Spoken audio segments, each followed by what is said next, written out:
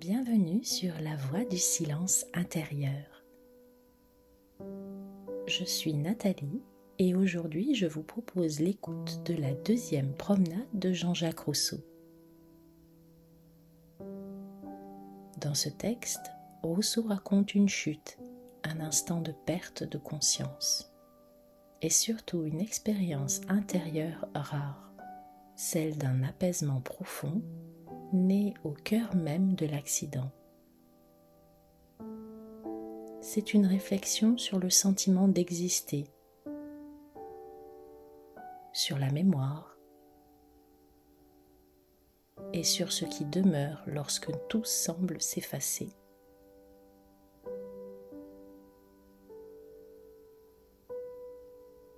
Je vous invite à écouter ce texte comme on se promène, lentement, sans chercher à comprendre trop vite. Et pendant l'écoute, posez-vous cette question.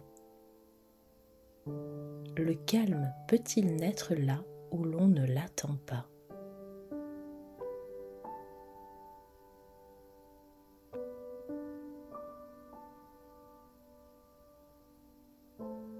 Je me trouvais à Paris le 24 octobre 1776.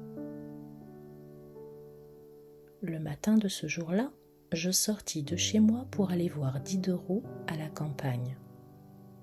Comme je passais devant la maison de la reine, une grande danoise qui se trouvait à la porte se jeta sur moi, me renversa et me donna un coup à la tête si violent que je demeurai étendu sur le pavé sans connaissance.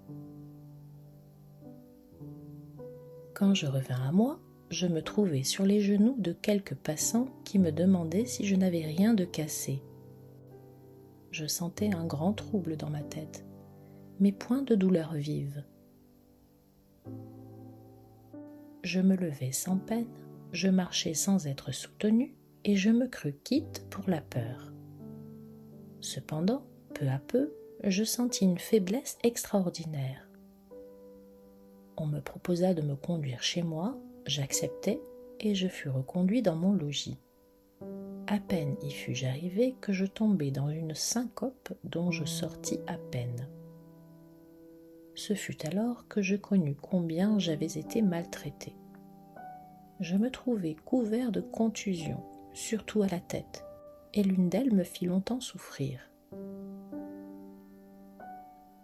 Ce qui me frappa le plus dans cet accident, ce fut l'état moral où je me trouvais lorsque je repris connaissance.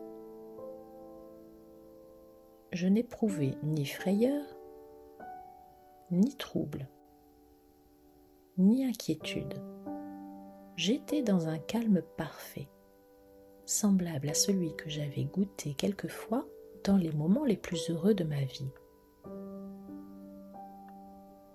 Il me semblait que j'avais déjà vécu ce que je vivais alors et que je continuais une existence commencée auparavant. Je ne pensais à rien, je ne craignais rien, je n'espérais rien.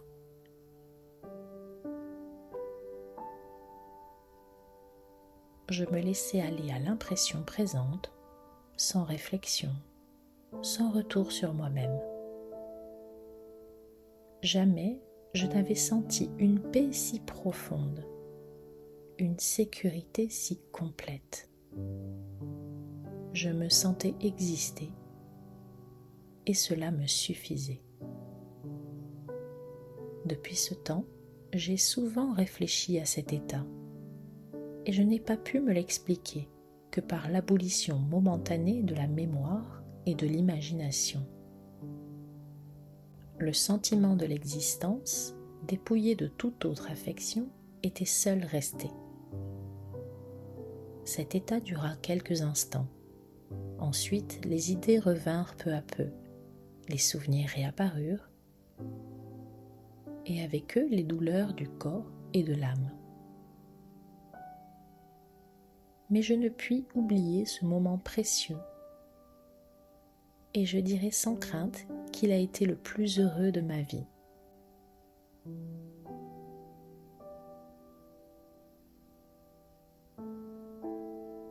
Si cette promenade vous a touché, je serai heureuse de lire vos ressentis en commentaire. Pensez-vous, comme Rousseau, qu'il existe un état de paix indépendant de nos pensées et de nos souvenirs? Ou au contraire, la conscience de soi vous semble-t-elle indissociable de la mémoire et du récit que l'on se fait de sa vie?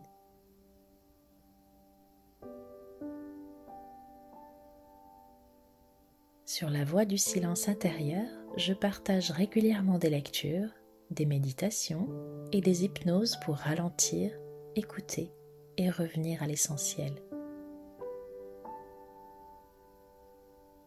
Si cet espace vous parle, vous pouvez vous abonner pour ne pas manquer les prochaines promenades. Merci pour votre présence et à bientôt.